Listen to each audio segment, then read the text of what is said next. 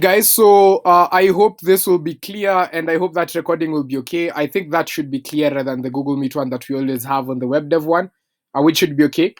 So for the conversation today, we're going to have a very interesting one. It's going to be related to business models. And as we go through this, I'd love to go through some of the things we covered last time, which was the BMC probably. So because only this will end up being on the presentation, I'd rather just do this very, very quickly. So let's start with our convo from last time. Yeah. So with our convo from last time, we talked about, and this is from the last session, we talked about the business model canvas, right? We talked about two things. We talked about the business model canvas and the lean canvas. And then we tried to come up with a good hybrid for the two. So probably as we get started, anyone who has an idea of what were this? So here I'll put business model canvas. Just give us an idea of some of the sections in a BMC. And here we can talk about some of the sections in your typical lean canvas. I don't know who wants to give it a shot as we start reminding ourselves what we covered last time.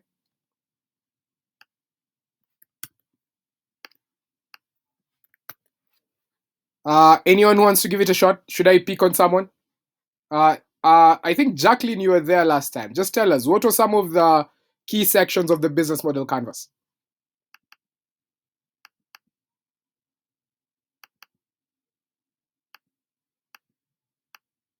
Jacqueline?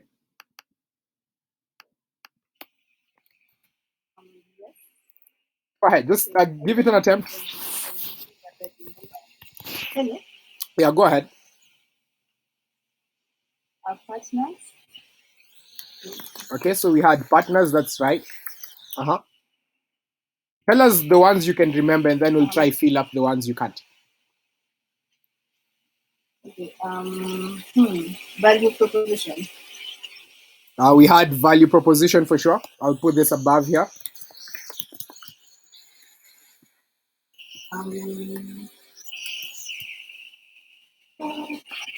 I can't remember the rest. Cool. Anyone else who wants to give us support, mention another two or another three?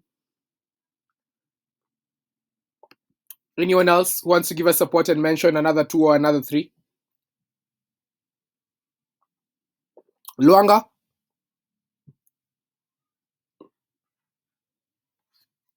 Well, we have channels. We have? We can also have revenue streams. Yeah, we have revenue. And when you talk about revenue, what's the other thing we need to think about? Sorry? Yeah, when you talk about revenue, what's the other thing that involves money? I said channels. Channels, okay. Yeah. Going to put channels here.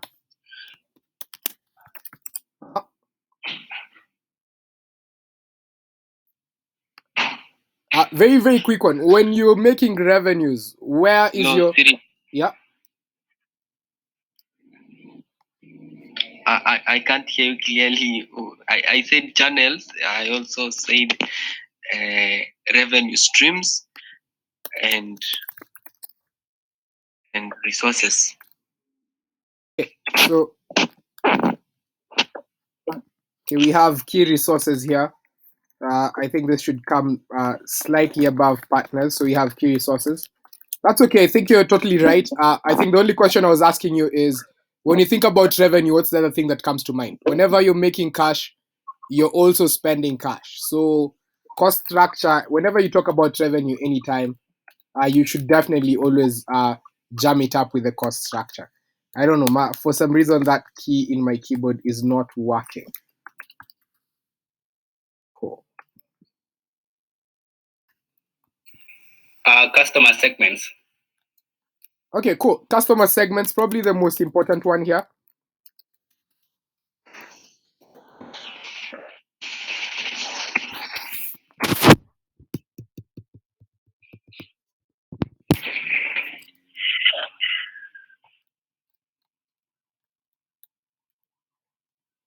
Any that we're missing? So we have customer segments, we have value proposition. In fact, channels should come here. So let's put channels there. And then when you think about that, we also think about it with customer relationships. So that's where we put channels with customer relationships, right? And then we have value prop. And after value prop, you usually have your key activities and your key resources, which is an interesting one. And then after that, you talk about your key partners and then your revenue streams and cost structures. For some reason, the letter T in my keyboard is not working, so this looks a bit weird. Cool. It's working now. Yeah, cool. Anyone with anything to add?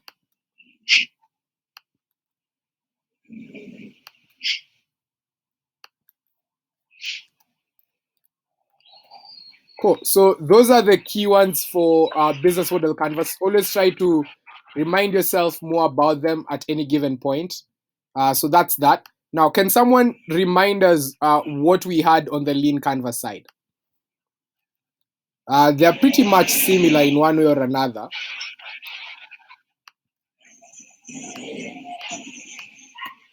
Cool. Anyone wants to give it a shot? Okay. If you don't want to give it a shot, let's take someone who can identify some of the things on the BMC side that were usually on the lean canvas side as well.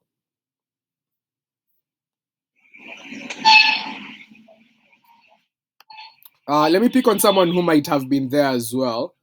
I don't know. Vinny, I think you're there. Were you there for the last one? No, I wasn't around that time. How about Ben?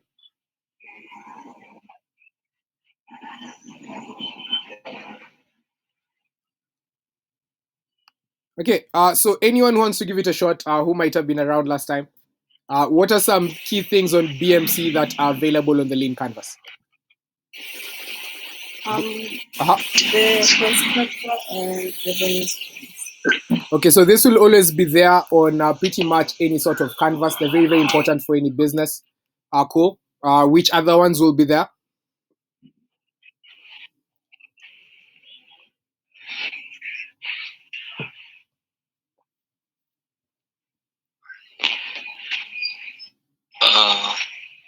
Channels, maybe.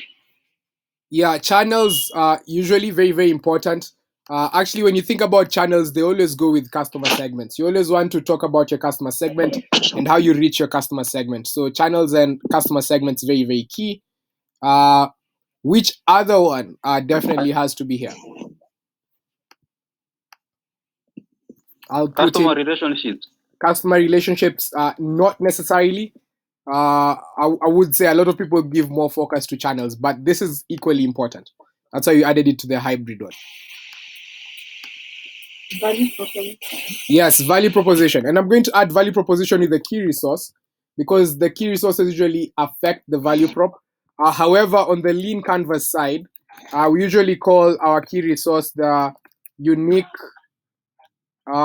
Is it usually the unique what? It's about your differentiator. So usually talk about unique value proposition, and then you talk. It's always unfair advantage. So let's call it as it's supposed to be.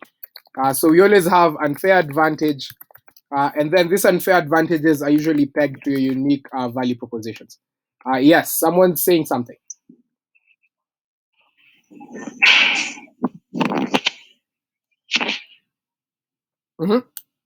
Cool. Now, which ones have we left out that are there on the lean canvas that are not there on the business model canvas? Anyone who can remember?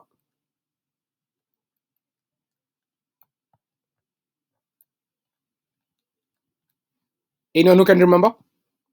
The things we might have left out here?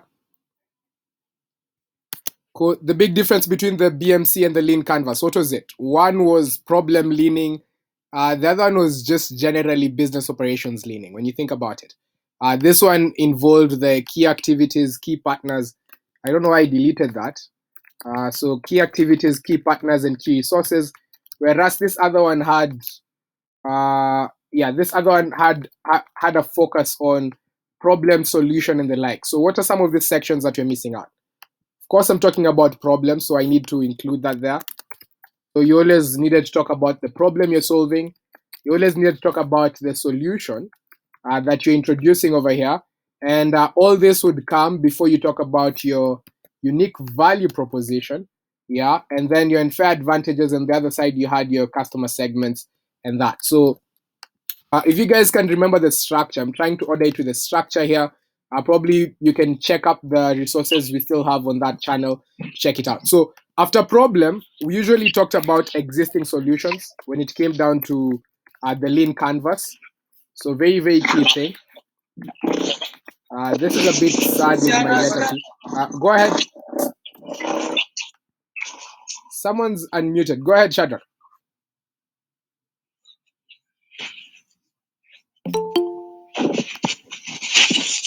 Okay, so I'm just going to mute.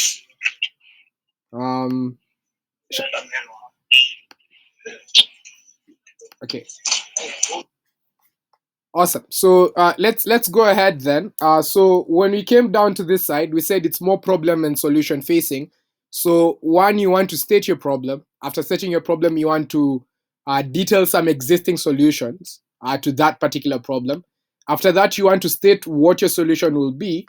And as soon as you state your solution, you want to go ahead and state some of the key metrics that you'll be measuring to see how well you're solving for that solution.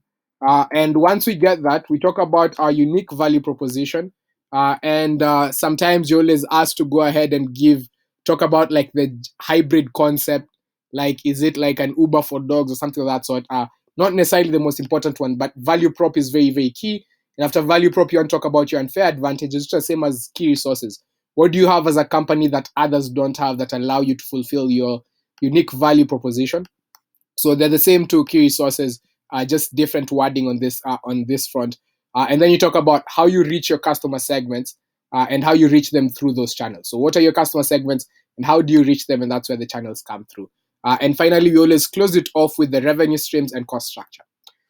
So today's workshop is going to take a very, very interesting turn because you will realize that for everything we have on the Tech Entrepreneurship series, it's going to be based on what we talked about on the business model canvas and lean canvas.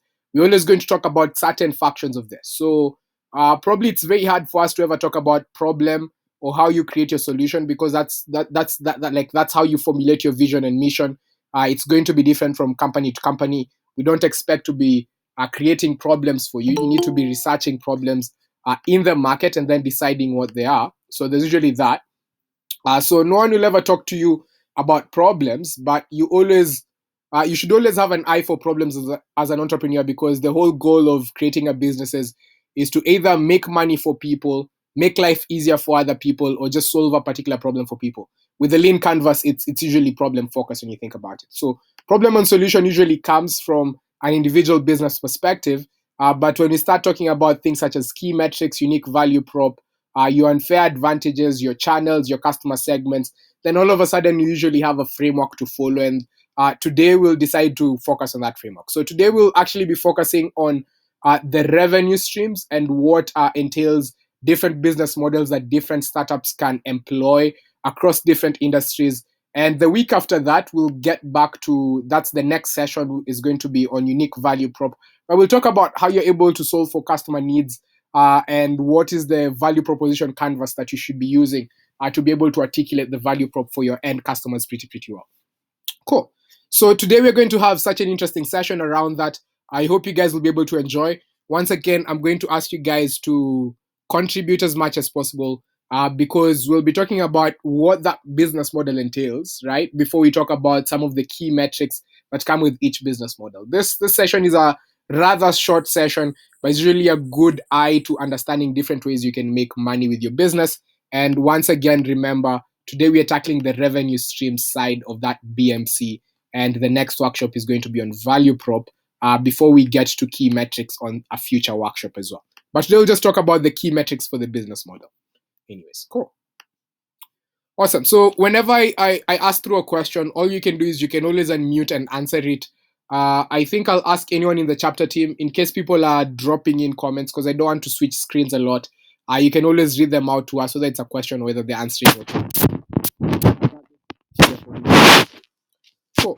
So once again, I'd love to attribute a lot of the content you're going to go through here to the Y Combinator Startup School, which is usually a good open source resource for any tech startup or just general businesses out there. that are trying to create high growth businesses. And they usually go through a 10-week curriculum that takes you through some of the core aspects of startups. I think when someone joins the accelerator as well, there's additional resources that you're able to cruise through as well. And this is guided because some of the companies that have gone through YC have always been high impact companies. Think about your Airbnb, your Stripes. So some of the guides they do share usually work based on the level of businesses we see coming from the accelerator anyway. Cool. So yes, the 9 business models are, I'm going to attribute a lot of the knowledge on the slides to that. And we'll come up with our own modifications because we don't want to work with the examples, but the metrics remain the same. But we'll try put it into perspective on the Kenyan scope or companies that you guys are more familiar with. So typically, we usually have 9 common business models. Now, these are not totally all the business models available, but for your typical tech startup, most of the business models will range around this. Yeah, and it's either you're working on an enterprise business. How would we describe an enterprise business? Let me just get someone. What would you? Anyone with an idea of what an enterprise business entails?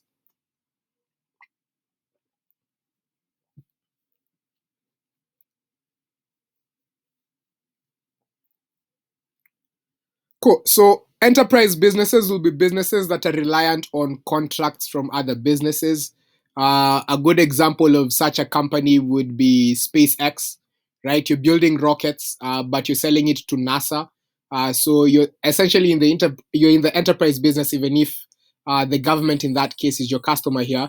And even before you start building up rockets, you're usually signing contracts with the end customer before you start producing and delivering the final product as well. Think about tenderpreneurs in Kenya as well. They tend to work on the enterprise side of things as well, because once again, you're trying to apply for a particular tender. You're usually applying for tenders in companies or in government as well. And as soon as you get the tender, now you can use some cash from the tender to start investing in the final product. So enterprise business is usually a common format business model that's very, very expansive in Kenya. I think that's where a lot of corruption happens when you think about our local markets. But it's a business model that really yields cash, particularly if you know how to play around with B2B sales. Cool. The other business model is SaaS. Anyone who can describe what SaaS is to us?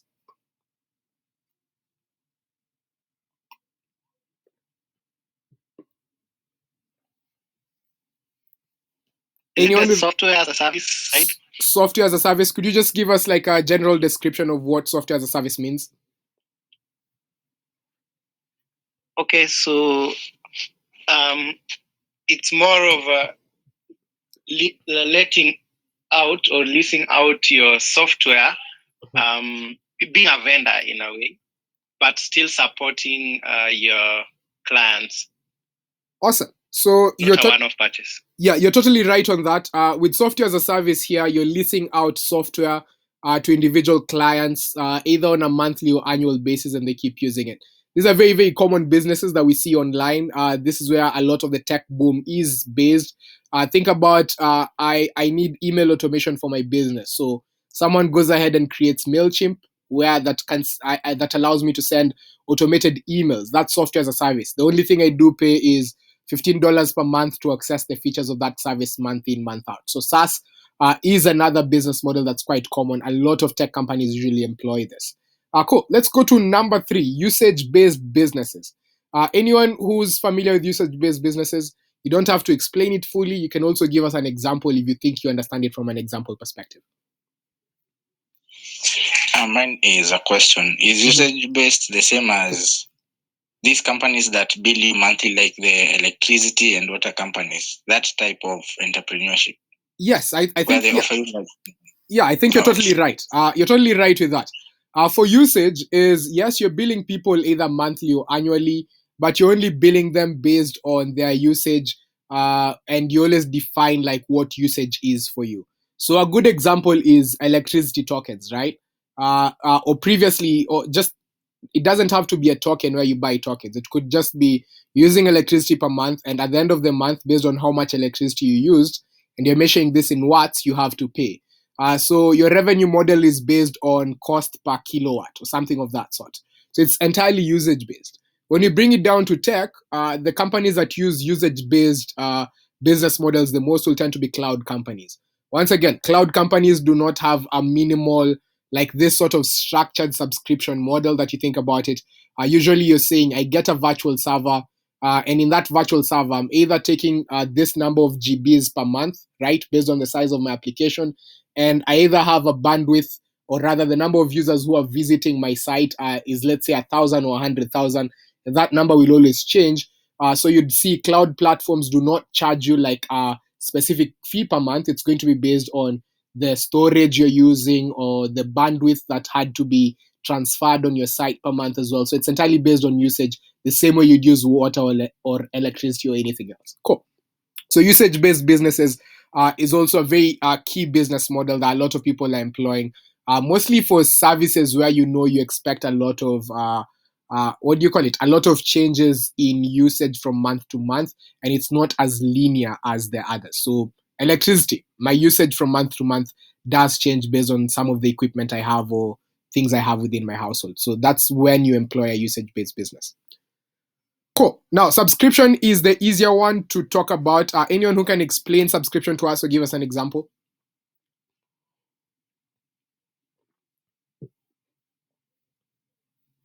Giving an example. Sorry. Okay, I can hear Chris. Who was the other person? Netflix. Go ahead, Jesse. Let's hear from Jesse because we've not heard from him. And then Chris, you can add up. Yeah, I'm just saying an example, Netflix. Cool. That's a very, very good example. Chris, you have something to add on to that? No, I just wanted to explain that the subscription list is quite different from usage. Let's say it's more of definitely outlined from the start what you will pay, like Apple Music or YouTube Premium, for instance. Cool. I think those are very great examples. I think they're the most relatable ones here. We have Netflix, we have Apple Music. Those are very, very good examples. And Chris has explained the difference from usage-based very well. So with usage-based, you don't usually know your defined monthly budget. It's going to be based on how much of the resource you use. And they'll always have like a measurement metric to see how much of that you're using. However, for subscriptions, you have a defined monthly price. Whether you use it or not, you still have to pay that particular monthly price or annual price. So it's just a subscription, and every month or every year, you just keep renewing it so that you keep accessing that service. A lot of SaaS companies would work with subscription models, but at times they could easily be confused as well. But subscriptions do not only work. So subscriptions are not necessarily pegged to software as a service. You'll tend to see, like with Netflix, that's not necessarily software as a service. You're accessing movie content. The same way with Spotify, you're accessing music content as well. So subscription would be like resource access for a defined price, month in, month out. And some of the upcoming startups right now in the market will tend to be a lot of subscriptions. And it's really a good business because when you think about running this business model, you're not expecting cash once and people forget about you. You're expecting cash, like the moment you close a customer, you're expecting them to keep coming back to you with additional revenue over time. So a lot of investors love the subscription model because of the scale. You're adding one new customer, and if you're able to keep them across your service for 2, 3, 4, 5 years, yes, it means like at the end of the day, the total customer revenue is usually quite high with subscription businesses than your typical hardware businesses where you buy once and forget about it. Cool. Transactional. Anyone with an idea about transactional types of businesses? Transactional. Anyone who wants to give it a guess?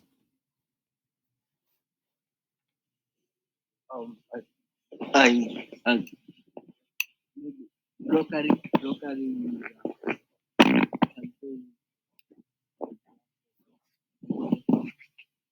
We can't hear you so clearly, but just go ahead.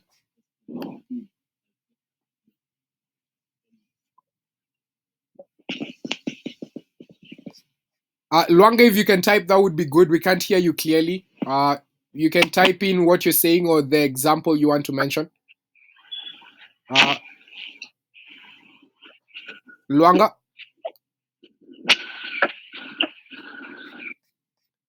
Okay, so let's hear from someone else. We'll wait for whatever he types.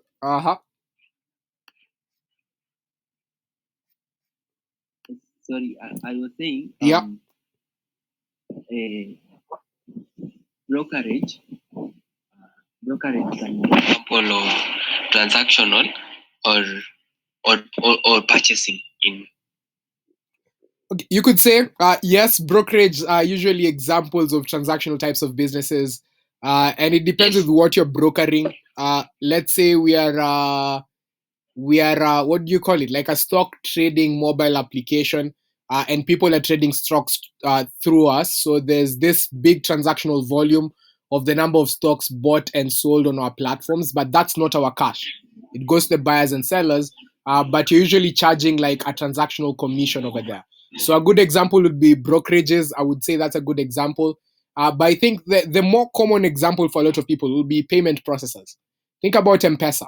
M-Pesa is a transactional business where for every transaction, they're taking in a small percentage of the transaction that you've made over there. Those are the ones that people come across on a day in, day out basis. And transactional businesses will tend to be finance heavy businesses at the end of the day. Whether it's that trading aspect, it's usually a key thing as well. Or whether it's just like you're processing payments for businesses or you're allowing people to send money to and fro each other. So that's a good example of a transactional business. What about a marketplace?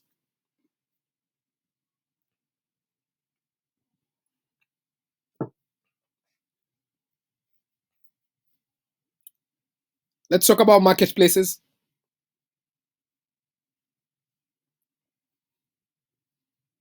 Anyone with an idea of what a marketplace is? Or an example of a marketplace business? A big hint is, go ahead. And just as can we count these ones that are shipped to your home, like Uber Eats, for example? Yes, that's a good example of a marketplace business. I would say that. But I wouldn't want us to define it as shipped to your home. I think Uber Eats is a good example. So marketplace businesses are businesses that entirely exist by bringing two customer segments together. Think about Uber or Uber Eats as well.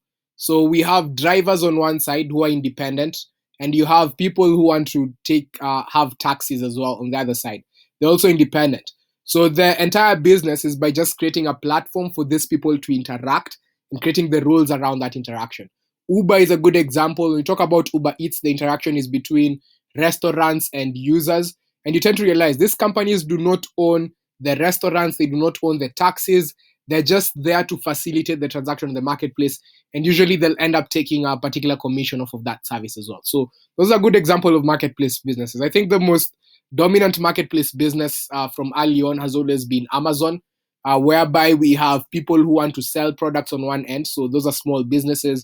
And then we have this wide number of users who just want to buy different products as well on the other end. And Amazon is a platform where you can post products and you can also buy products from. And Amazon as a company is there at least to facilitate delivery of products from the small business or the entrepreneur down to the user. So that's a more typical example of a marketplace. Cool. Now, the other one is e-commerce. I think this is the more believable one. So anyone who's not talked, you can give us example of an e-commerce business and just give us a short description of what e-commerce entails.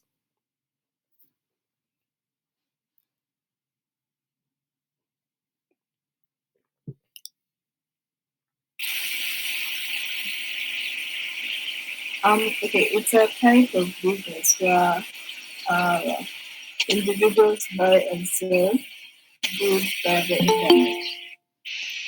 Cool. That's very, very right. So when you talk about e-commerce businesses, essentially what you're doing is I have a product and I'm selling it on the internet. Most of the time is I'm either buying the product and I'm taking the hit as the business myself. So take an example. If I wanted to start a masks businesses, so I understand there's high demand for face masks, so I go ahead and buy masks, or rather I go ahead and manufacture them. It does not matter what I do. At the end of the day is I have these products and I decide to sell them to customers at the end of the day online. That's what will entail an e-commerce business. The way you make your cash here is by people buying your product. The product is yours. It's not a marketplace where the end product is not the company's. They're just doing the connection. For the e-commerce, the product is yours. It belongs to the company that's making that particular sale. And so you end up tracking your gross margin in the process. Whereas for marketplace, you really don't care about the gross margin because those are two different businesses. Cool. Now, number 8 is also relatively easy given the how common such businesses are today. So advertising. What would the advertising business model look like?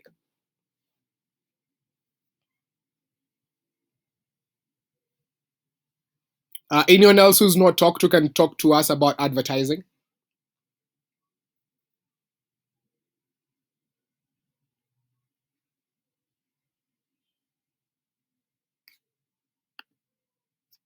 Anyone? I think you have a good number. Probably Collins, I know you're new to the call now. Do you want to give it a shot on what the advertising business model will be like?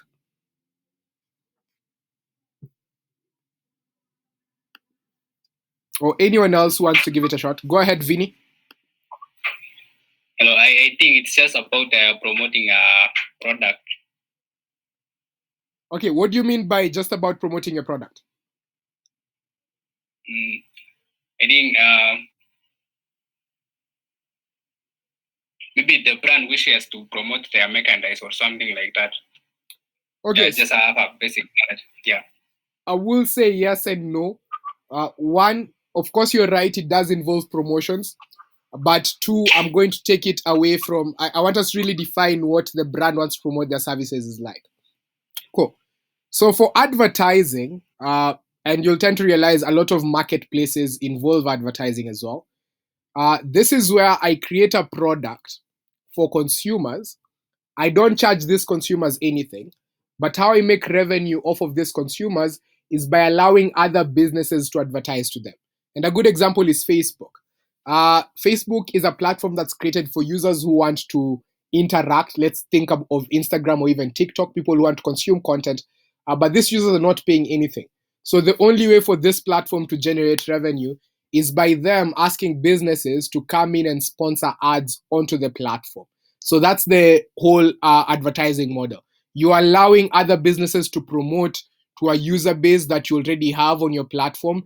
And the big goal of your business is to create features that make your platform as interesting enough to attract very many users and to attract them with higher frequency so that more ads can be viewed on a day in, day out basis. A lot of social media companies work with this base. Advertising is very, very key, but it does not only have to be social media companies.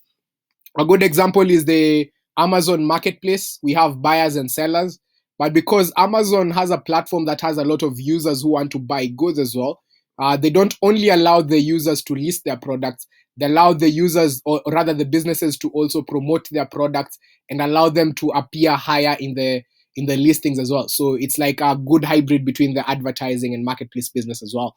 Whereas for Facebook, it's just a full-on advertising business when you think about it. Even companies that are not social media like Quora, right? It is still kind of social media. People are answering questions and posting questions. And you now, because there's a lot of traffic coming onto the site, you allow advertisements to be there. Or even Medium. People are writing blogs, others are consuming blogs. We've created value for this sort of two types of people, but we cannot make money off of them, so we add ads onto the platform. Okay, I don't think Does Medium is a Google good example. Go ahead. The question? Does Google count? Yes, Google definitely counts. I built a search engine. It's the only way for you to, not really the only way, it's probably the dominant way for you to access online content. And I don't charge users for using this search engine that was so sophisticated for me to create. So the only thing I do is, as users are searching, I throw in ads for them.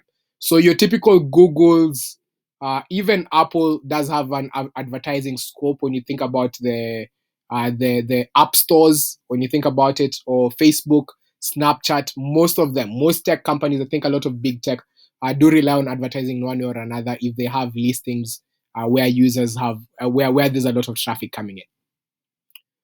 And the final one is hardware. What does hardware entail? I think this is also an easy one. So anyone who's not talked can just give us an example of a hardware business.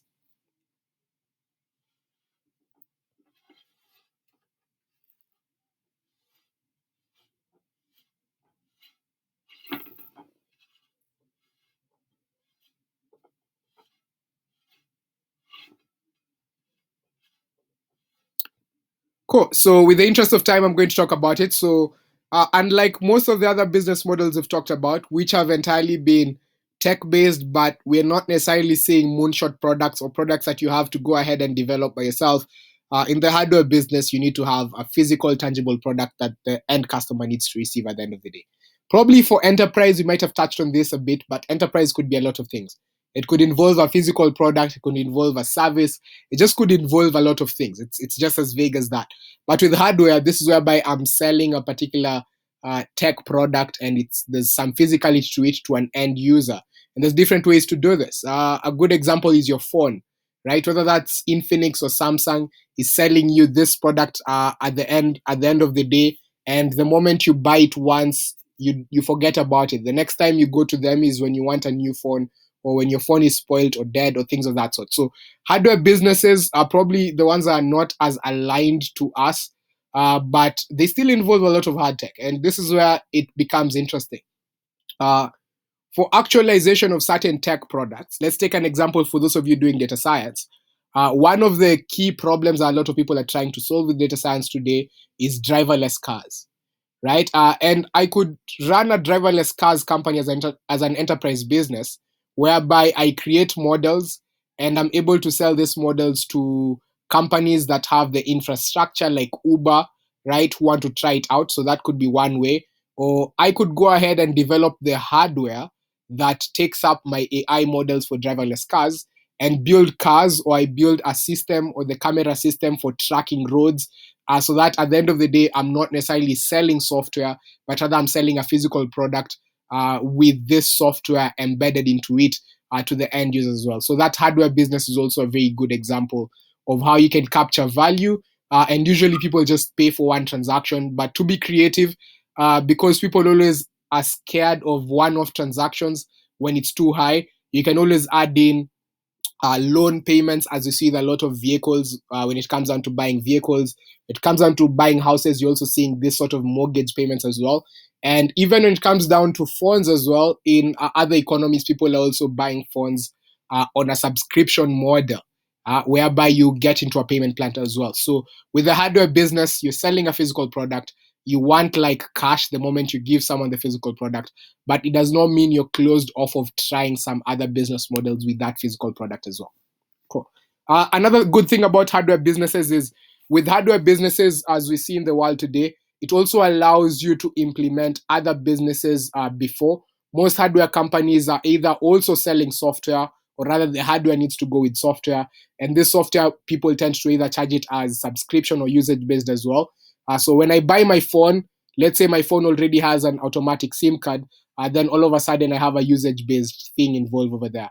Or let's say I'm selling you a driverless car, and probably I'm charging you for the usage of my AI model when you're driving with a usage-based perspective. So there's a lot of creativity that you can play around with hardware based on the industry you're on.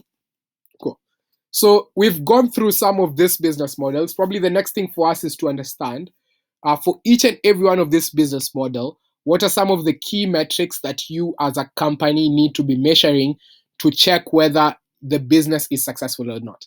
Once again, I'll come down to what we had from the last session. In the last session, when we talked about the BMC and lean canvas, we said the reason why we're doing a business model canvas and a lean canvas is you don't want to write a 20-page business plan, because one, that's costing you a lot of time, it's costing you a lot of energy, and more importantly, most of the things you write on your business plan are likely to change over time. So you'd rather just go ahead and draft up your BMC or lean canvas in less than a page.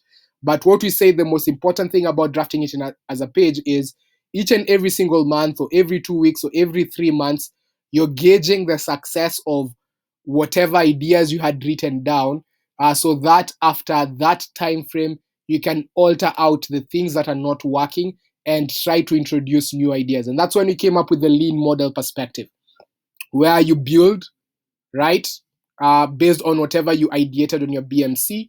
You measure, so you start looking at the key metrics that tell you whether that model was successful or not. And then off of that measurement, you go ahead and analyze, and you start creating ideas again. And that means getting back to doing another BMC. So that sort of loop is very, very important. And that's why, as we talk about business models, we always want to talk about what are the key metrics for each and every one of this business model that you need to be measuring to see how well that business model and the BMC is working at any particular point. So we'll start from the first one, which is enterprise. And with enterprise businesses, we've talked about it. These are businesses that are usually selling services or hardware or anything else to other businesses or governments. They tend to be more B2B focused or B2G focused as well. And they usually rely on bookings. Most of the time, you could call this tenders in the case of governments as well, or in the case of large companies. And with the enterprise business, the one thing that you always need to track in is the number of bookings. So let's take an example. Let's take an example of an enterprise business. What's a good enterprise business in Kenya or in the world? A good example is Huawei. Now, a lot of you interact with Huawei from the phone perspective, but one of the biggest Huawei markets has always been cybersecurity. And you'll tend to realize that in the Kenyan market, a lot of people's cybersecurity is powered by Huawei. So Huawei is an enterprise business in that regard, in that they're providing cybersecurity services to businesses. So for them to provide these services, usually they'll end up talking to companies, and companies will sign a contract with them before the service even starts. And that's what you're calling bookings over here. So they could go to Safaricom, and Safaricom is saying, we want to use your cybersecurity services from 2022. So that's a booking. That's a good example. However, bookings are not revenues, and I'll explain that as well. The second thing, as you're talking about bookings, you also want to talk about your total customers. So of course, you're tracking your bookings in terms of how they're changing over time. Like in the month of August, I've added 3 bookings. In the month of December, I've added 4 bookings.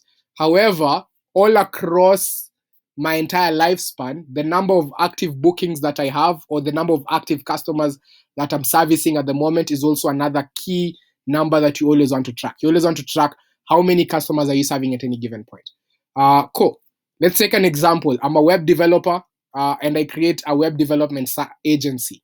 So I get bookings from companies that want me to build websites for them. So that's a good example, right? However, most of these companies want me to keep servicing their website for a particular time frame, right? So at any given time, I need to understand how many total customers do I have, how many websites have I created. So those are the number of customers I have. How many websites are within my pipeline am I still managing actively? And also that gives you another perspective of how many customers you have in that regard. Whereas bookings just gives you a perspective of contracts that are yet to come or that are coming. And finally, we talk about revenues. Now, what is the big difference between bookings and revenues? How would someone differentiate between bookings and revenues? Anyone with an idea? If you're an enterprise business, anyone wants to give it a guess?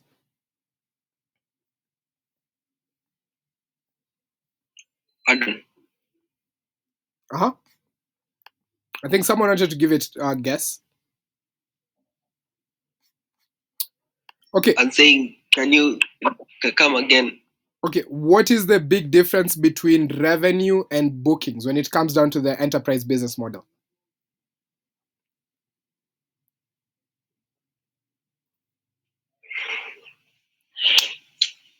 I'd say revenue is like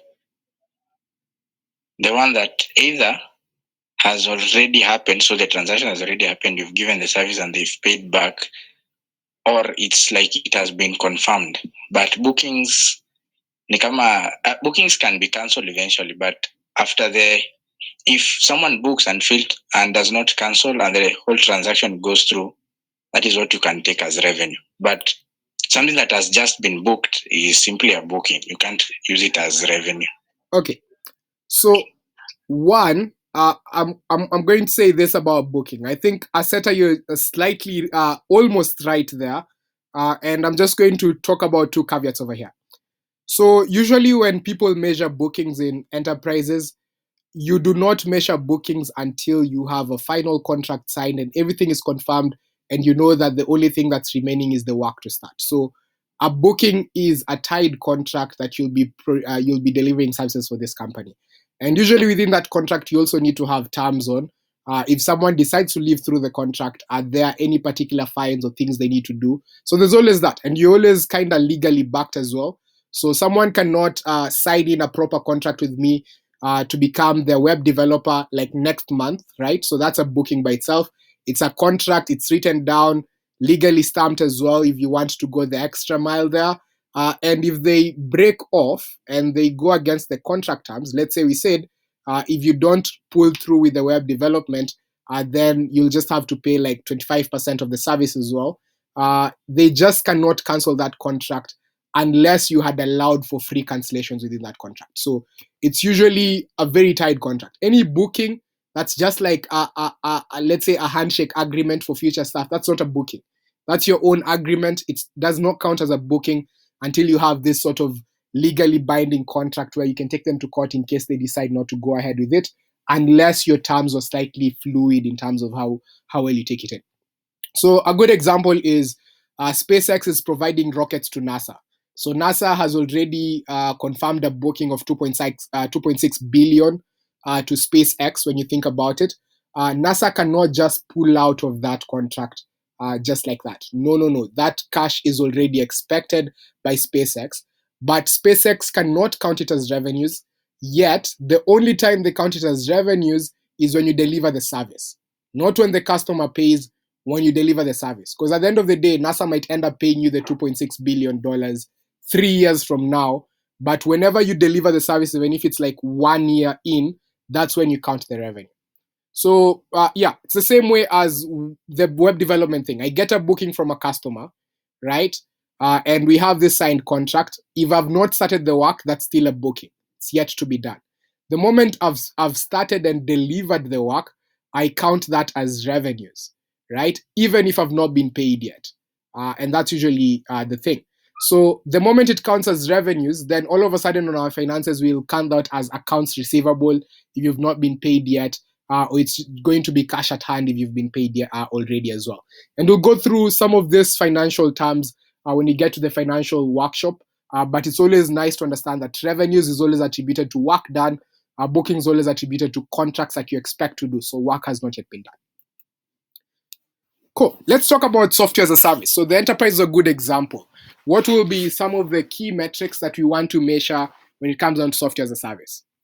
So usually for software as a service, and the big difference between software as a service and subscription is for software as a service, you usually you're working with a lot of different businesses, mostly enterprise clients. So it usually tends to look almost like enterprise. You're selling a software service to them. And the reason we just can't call this a subscription is because different clients are coming at different price points to you. The same way, I would say that if I was running marketing analytics software and my target base was entirely big businesses, these big businesses will be doing very different things in terms of analytics because their businesses are different. So it means like I cannot resort to a subscription model because subscription model, you expect them to get the same value at the end of the day. So I end up charging them differently based on the value I'm giving them per business, and that's the big difference between SaaS and subscription. And SaaS will tend to be more B2B as compared to a subscription thing. So therefore, to see whether your SaaS model is working, the one metric you need to be looking at is your monthly recurring revenue. We're not asking you about the number of customers you're working with. Usually it's better to have, at times, if you have less customers who are high paying, it's usually of higher value than having many customers who are low paying as well. With less customers, at least you can give them better customer support and retain them for a longer while. So we're always looking at monthly recurring revenue. Second thing you want to look at is also the annual recurring revenue. And this might just be an amalgam of your monthly recurring revenues as well. But you'll find that some of your contracts will tend to be annual. So you always want to track it from an annual perspective because they're getting a discount for paying it annually. Cool. However, the most important thing for a lot of subscription and SaaS businesses will be what I call the MRR chart. So once again, if I mention MRR again, I mean monthly recurring revenues. So what do we mean by gross MRR churn for those who might be familiar with the word churn?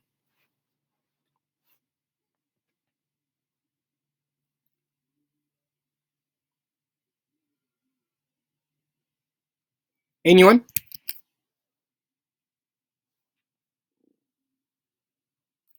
Cool. So churn is the amount of cash you're losing, or rather the amount of users you're losing from the people you had already signed into your business. So let me just drag this up a bit. So I'll get back to SaaS. So my gross MRR churn. So let me talk about it. Let's say it's January.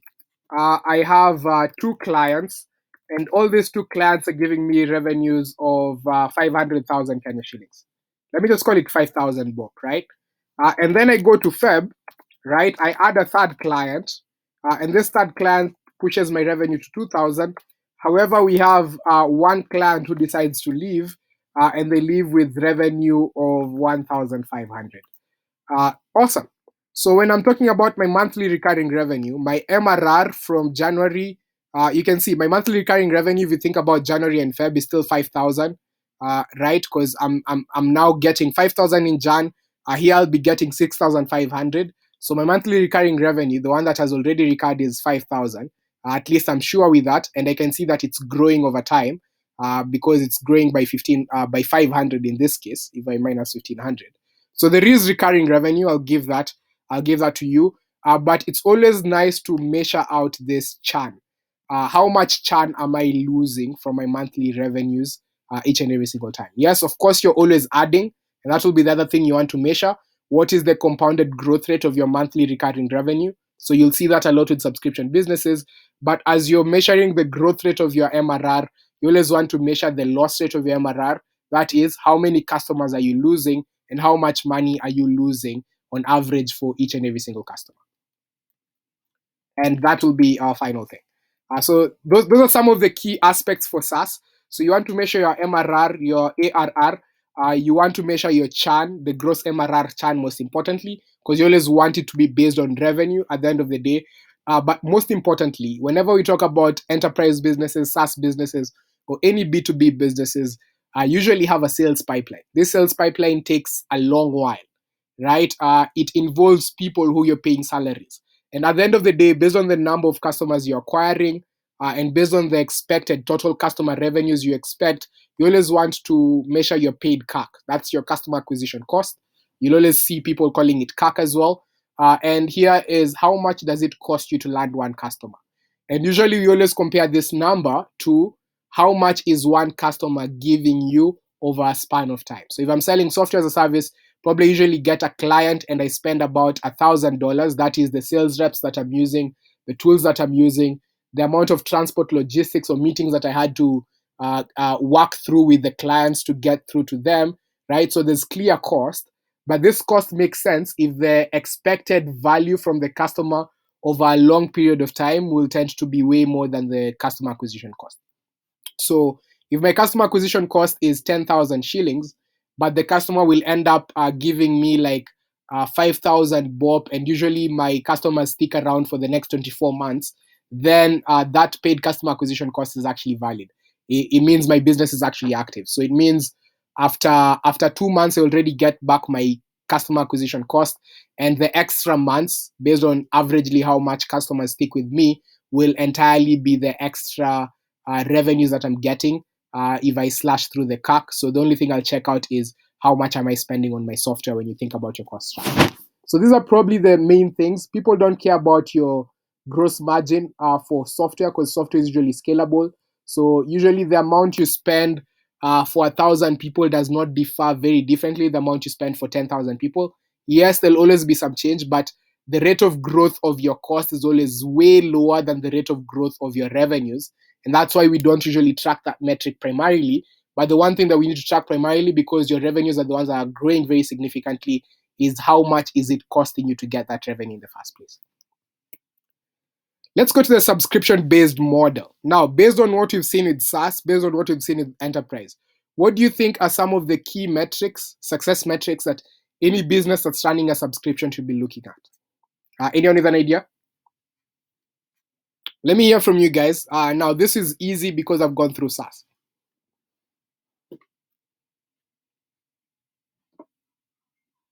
Once again, good examples will be Netflix. It's going to be Spotify, right? What other example of a subscription service do we have out there? Showmax, to bring it down local a bit. Yeah. What do you think Netflix needs to be measuring each and every single month to see how well they're doing? The overall churn rate in raw numbers. For sure. So they definitely need to look at the churn rate Yes. for users. That's very, very right. So churn is a very important thing. You want to see how many people you're losing per month. Anything else? Once again, for any business model, you always need to have a metrics that's related to revenue. There's no running away from that. The business of business is business, and you only gauge that with revenue. So, what do you think is the key revenue metric that we'll be looking at in a Netflix perspective?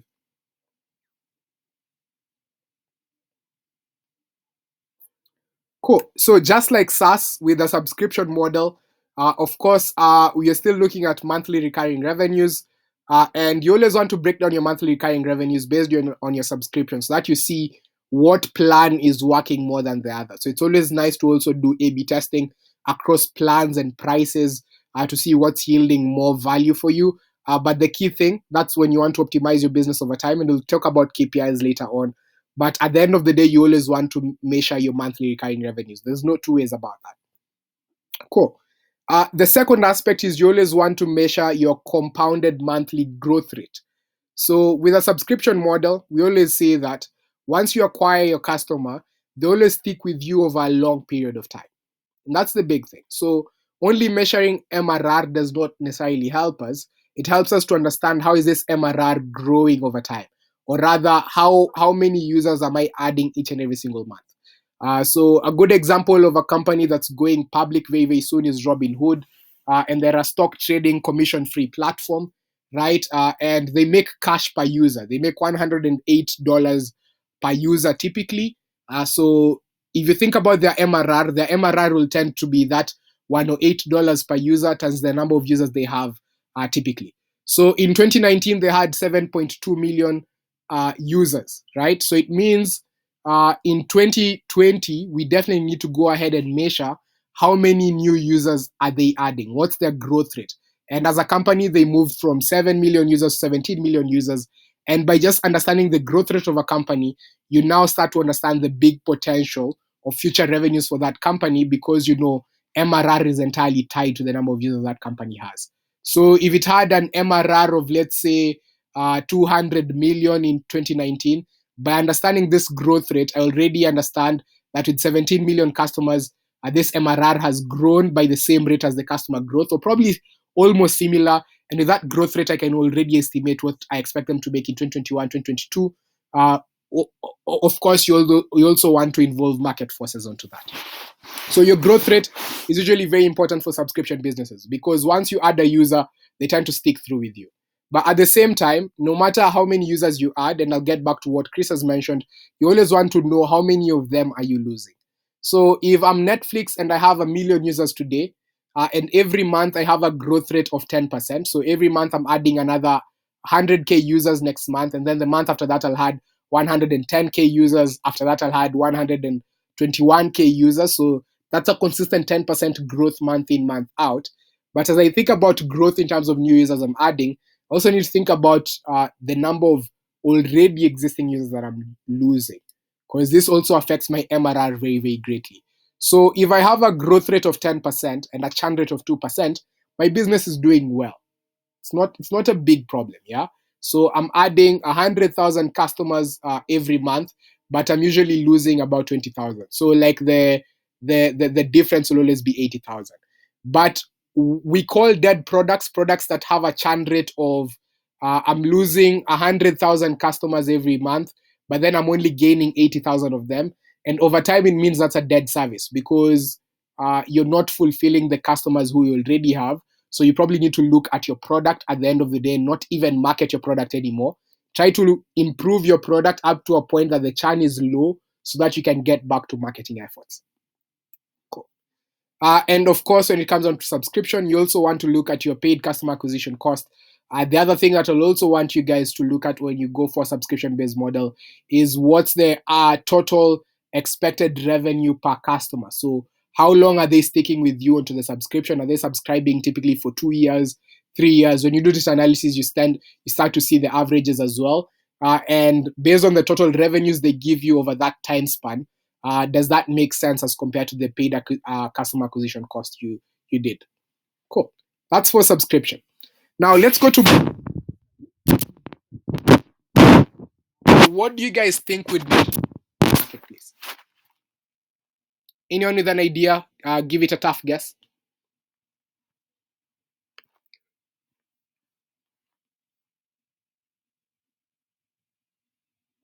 Let me hear from, if I was to pick on someone, let me hear from Gable, if you can give it a shot. A good example of a marketplace business that we've discussed was Airbnb. We've also talked about Amazon as a platform that connects businesses to shoppers, right? So vendors to shoppers. We've also talked about Uber as a good example of a marketplace that connects drivers to people who want to be driven around. Uber Eats connects restaurants to eaters, right? So what do you think we need to be looking at when it comes down to a marketplace? Gable, you want to give it a shot?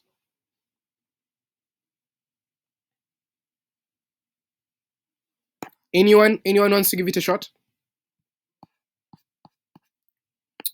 Cool. So marketplace businesses tend to be quite tricky because once again, you're selling a product or a service that's not necessarily yours.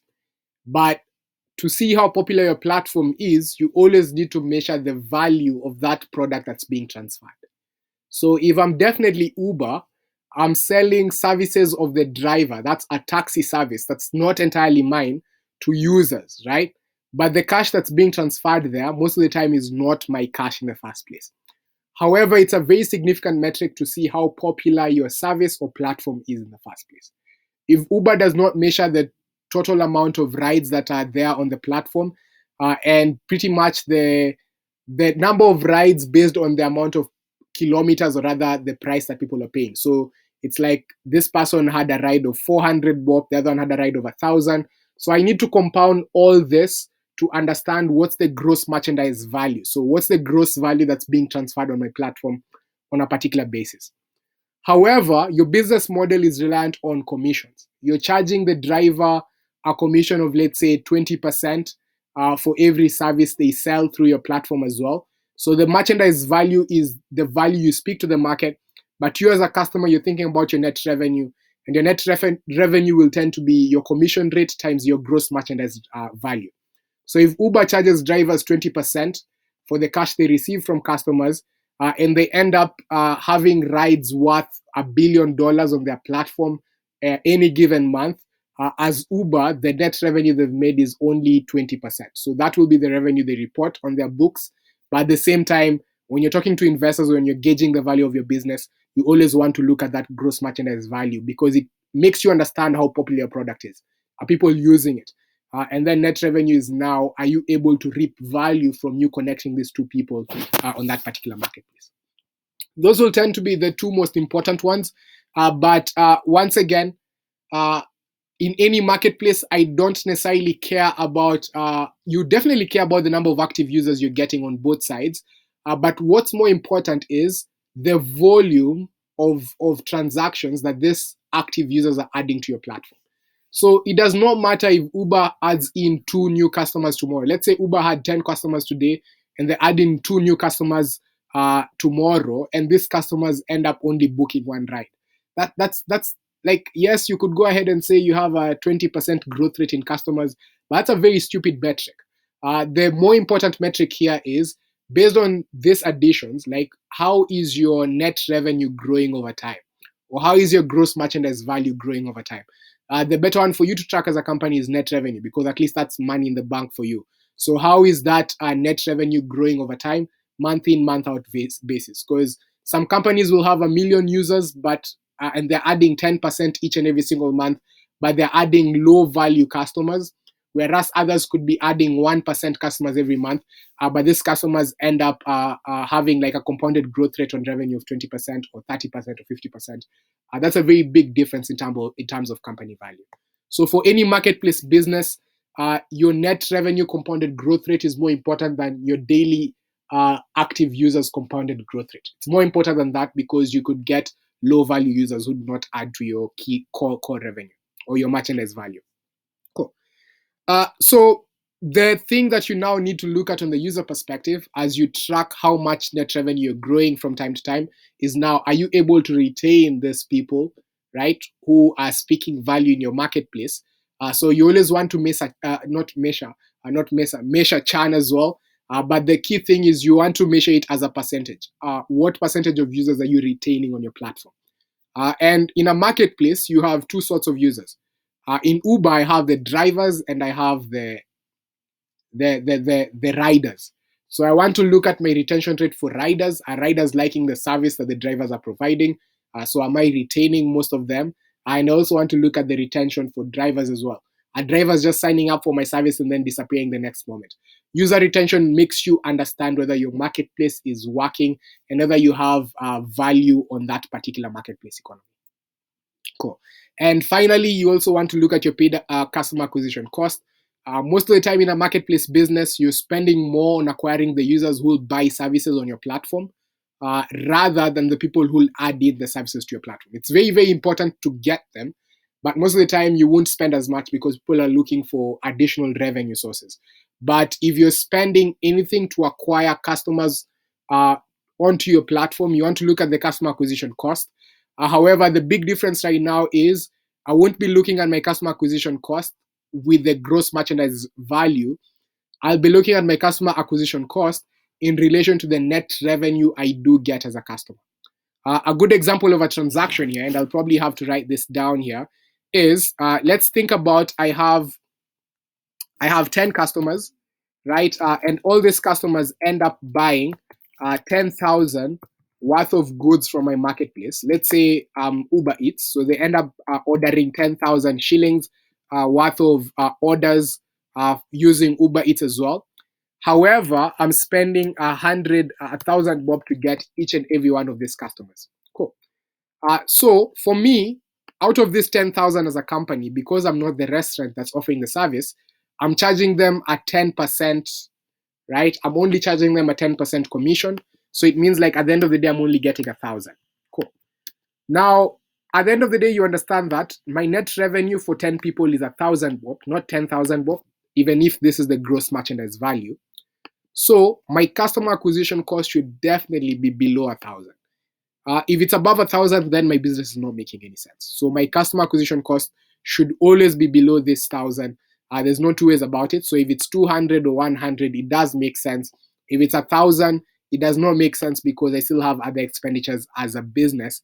If I'm adding additional value to the marketplace in terms of tech, or let's say deliveries in the case of Uber Eats, which actually Uber Eats is a very huge marketplace because they're connecting, let's say, the eater. So I'm the one who's eating.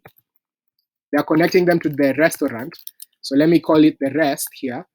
And then they're connecting it to the driver as well. So it's actually not your typical two-way marketplace, actually a three-way marketplace because Uber does not own any of the services being provided here. They're just more of like the matchmaker.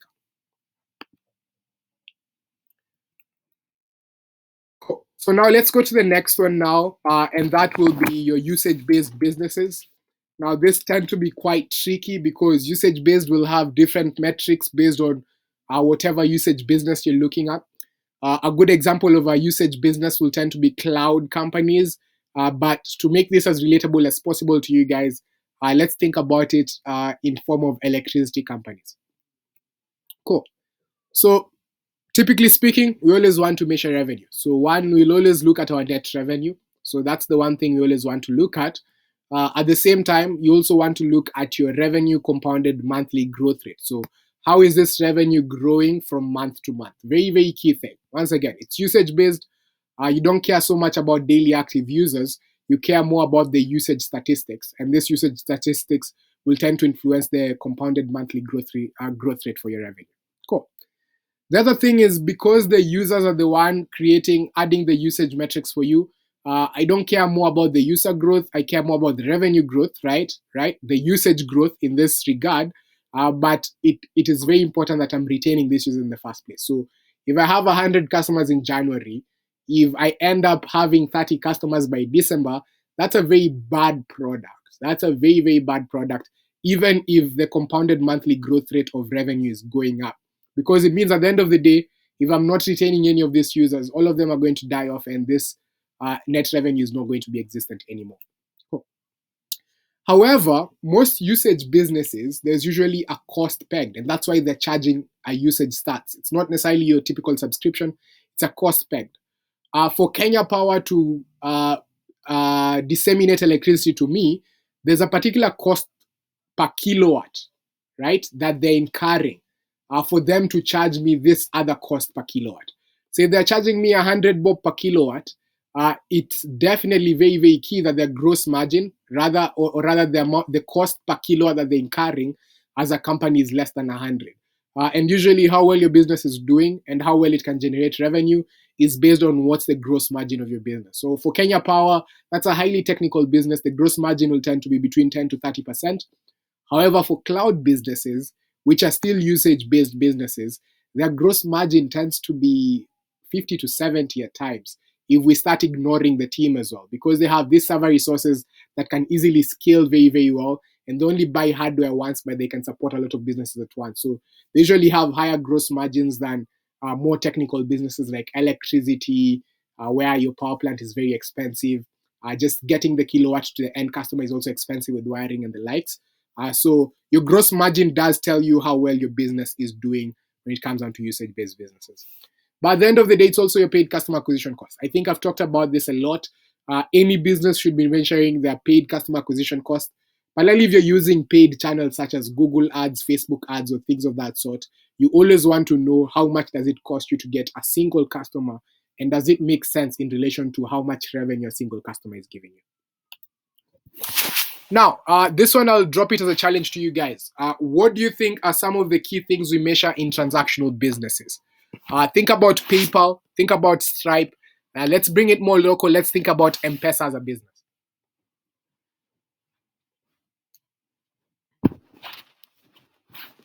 What do you think are the metrics that M-Pesa needs to look at month in, month out to see whether their business is working or not?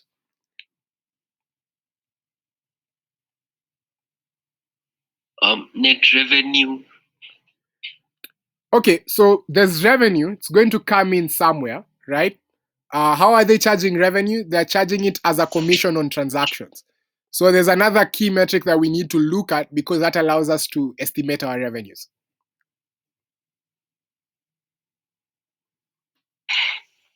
I'd say number of transactions. Cool. So let me just modify your answer, Shadrach, a bit. It's not necessarily number of transactions, but it's going to be that gross transactional volume. So you could have 2 transactions worth 10 shillings, that's 20 bob, right? That sounds good. Or you could have 1 transaction worth 1,000 bob. So that gross transactional volume is more important than the number of transactions, but it still pegs on transactions. So from this gross transactional volume, based on my revenue structure, let's say I'm charging people 2.9% for every transaction, then it's very easy for me now to go ahead and look at my revenue. So a good example is a company like Flutterwave that charges 2.9% for transactions on the platform. They allow businesses to collect payments, right? And they could have a gross transactional volume of 1 billion, 10 billion, right? But that's not their cash. At the end of the day, their cash there will tend to be 2.9% of that, which brings them down back to 290 million. So it's a very key thing to always look at because your gross transactional volume is not your money. Whatever's your money is the commission rate on this transaction. But growth on your growth transactional volume signifies higher revenues in the future. Cool. The other thing is user retention. For your gross transactional volume to grow, you always need to have users in your ecosystem who are interacting. So if I'm a payment processor, I always want to have a lot of businesses that are signing up who are trying to use me as a payment processor. If I'm M-Pesa, I want to have a lot of users who are signing up who want to send money to other people. Cool. But more importantly, you also need to look at your paid customer acquisition cost. There's no two ways about that. Particularly when you're B2B. Let's say I'm a payment processor. To get a business to adopt my payment processor, most of the time, it does cost something significantly, right? And you also want to look at your customer acquisition cost. You want to look that in relation to the gross transactional volume. And with the gross transactional volume, you can always see what's the additional value in terms of revenue a customer is going to add in if you include your commission rate onto that gross transaction per customer. So paid customer acquisition cost is usually a very key thing for pretty much a lot of businesses, and more important for B2B and any B2C company that's using paid channels such as ads. Cool. Now, all of you guys should be familiar with this. I'm an e-commerce business. I decide to start selling clothes online tomorrow. What will I look at as a business owner? So I'm a tech business. I decide to create an e-commerce platform like Jumia, right? Jumia is not a good example. Jumia is a marketplace. Let's say I decide to create House of Leather. I'm House of Leather and I decide to start selling my services online. So I've started becoming more of a tech business in one or another, and e-commerce is a core thing for me. What are some of the key metrics I need to be looking at to see how successful my e-commerce business is?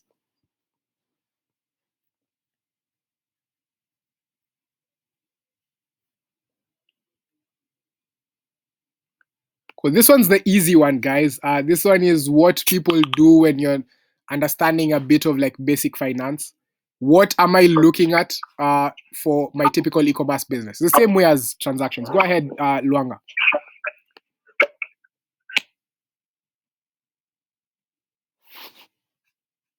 Luanga? Revenue per month, maybe that one. For sure. So you're definitely looking at your net revenue. I would say, yeah, your monthly revenue is key. You'll also understand that for e-commerce, it's not monthly recurring revenue. You're selling products, so it's not like a subscription where you expect it to be recurring. So you're definitely looking at your monthly revenue. How many people are buying the product from you in a single month? What would be the other thing we look at? Once again, there's a product involved. And one thing we need to understand is, okay, so one, we look at monthly revenue. The next thing when you talk about revenue, you also want to look at the growth rate of that revenue. Is your e-commerce platform becoming popular by the day? And why do you guys think we don't look at monthly recurring revenue when it comes down to e-commerce? Why don't we look at it like that?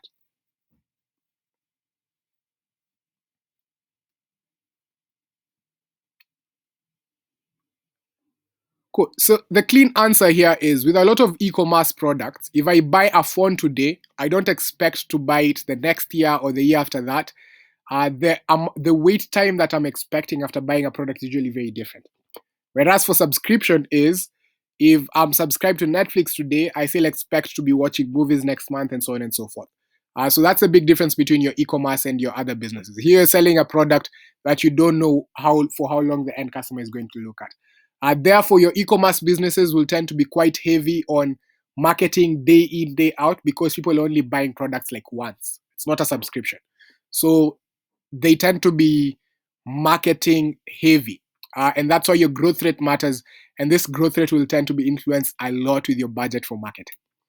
Cool. However, a key thing, because with e-commerce, there's like a physical product involved. At the end of the day, someone needs to get a product at hand. You also need to look at your gross margin. How much is it costing you to build that product or buy that product from wherever you're getting it from or manufacture it in the first place, right? As a percentage of your revenue, right? So if my gross margin is 30%, that sounds good. If my gross margin is 70%, that's okay. It makes more sense if I'm able to include my customer acquisition cost. And I will say that CAC for e-commerce companies tends to be way higher than subscription companies because you have to acquire new customers each and every single month. Now, let's go to the interesting one, which is advertising. Cool. For transactional businesses, we had to look at gross transactional volume. Yeah. And then you can get a commission off of that. For marketplace businesses, we had to look at gross merchandise volume, and then we get a commission off of that. For advertising, what are we looking at? Before we talk about net revenue, what is the key thing for me to look at as a company that wants to get revenues from advertising? Customer base. Cool. Yes, you always need to look at your customer base. And in particular here, we are talking about your daily active users. So here we are always talking about your daily active users.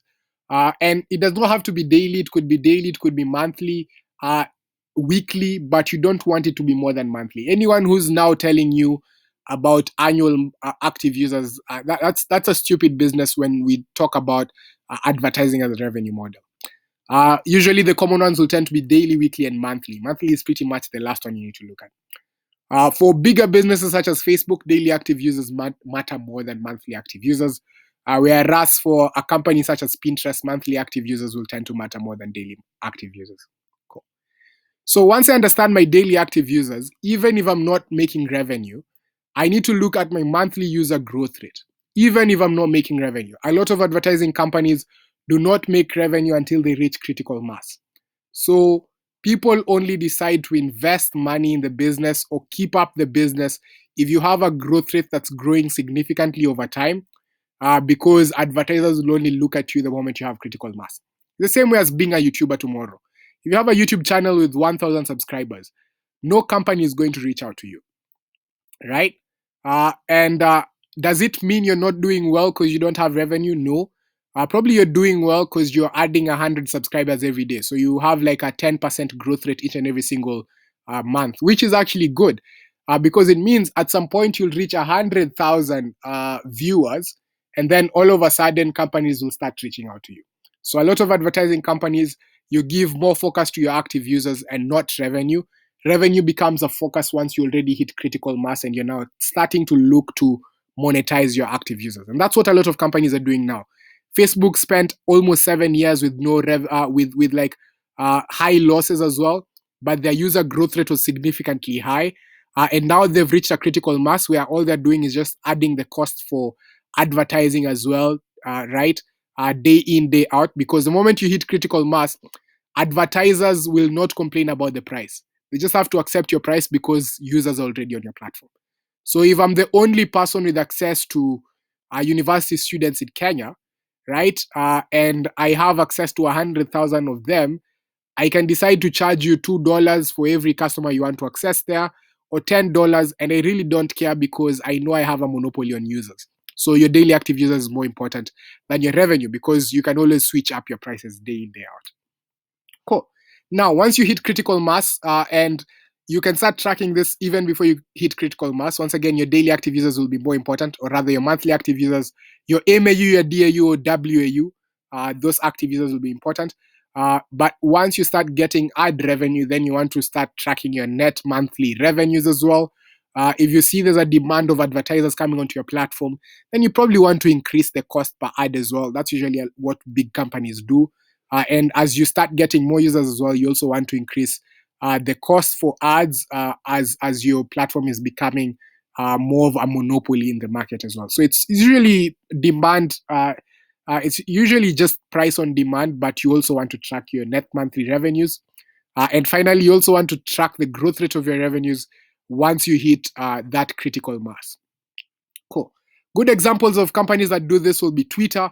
Twitter is a company that we've called a dead company for so long, right? But and they've always just been making losses. And it was the one IPO company that has always been making losses, but they've hit critical mass pretty well, right? The daily active users have always been active. The user retention has always been quite great. And in the last quarter, they've started posting very, very significant revenues from the ad side, which a lot of people thought no one would ever, like their ad business will never work out because they just had very engaged users, but a lot of advertisers did not like them. But now Twitter has become such a high engagement platform with very high user retention that a lot of advertisers are looking down to it and they're saying, you know what, I really want to get that customer base because most Twitter users tend to spend more than your typical Instagram users. Cool. And at the end of the day is if it's costing you to get daily active users, you also want to track your paid customer acquisition cost. Cool. Now let's get done with the final business model. Final business model.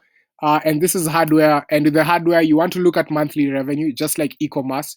You want to look at your compounded growth rate for revenue as well, just like e-commerce. You also want to look at your gross margin, just like e-commerce as well. And you also want to look like at your paid customer acquisition. The only difference between hardware and e-commerce is e-commerce you're selling online. With hardware, it does not matter where you're selling. Probably you have warehouses, probably you have wherever you're selling it from.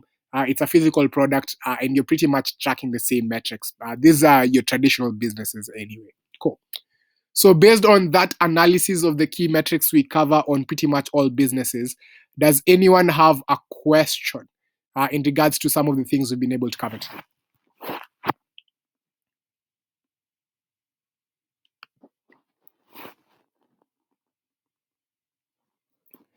Does anyone have a question? Cool. Does anyone have a comment to add in terms of the value that we're talking about here? personally say this was a great session. I've actually learned a lot. So yeah, thank you for the session. For sure. Thank you very much, Shadrach, for that. I think we are way past time now, and we'll call it that as well. And what I will talk about is, on my final slide here, is in the next session. So today we've been able to cover business models, which is probably the least bulky session, and we added it to this week so that you can still concentrate on your project. So a very, very key thing. However, we still have a lot of things coming up. The one that you were meant to do that we had to push because it takes a lot of work will be how to build and launch your MVP. And here we'll talk about the value proposition canvas as well as minimum viable products. What does it entail and how do you craft up an MVP? Other things that I think would be interesting for everyone in the future will be marketing and growth for startups. Here we'll invite an expert. So here we'll just invite someone who is more growth related in a startup around as well, who might talk about 19 traction channels for businesses and also how to track in KPIs for startups as well. So we'll probably go for an expert for that, who's been working in that industry and plays through with the KPIs. And then we'll also go ahead and invite an expert to also come in and talk about finance, fundraising, and legal. Some of the things we'll go through here will be financial statements for businesses, right? That's your P&L statement, your cash flow statement, and balance sheets. And even more important, fundraising jargons and guides to fundraising, whether that's grant applications, venture capital, right? Safe documents, convertible notes, and convertible equity as well. So there's a lot of jargon when it comes on fundraising. And usually having an expert who's fundraised before guide us through this would actually be of high value to anyone who'd want to take in their technical skills and build businesses in the future. Thank you very much for those who are able to stick through the end. I hope this was of value to you guys as much as possible.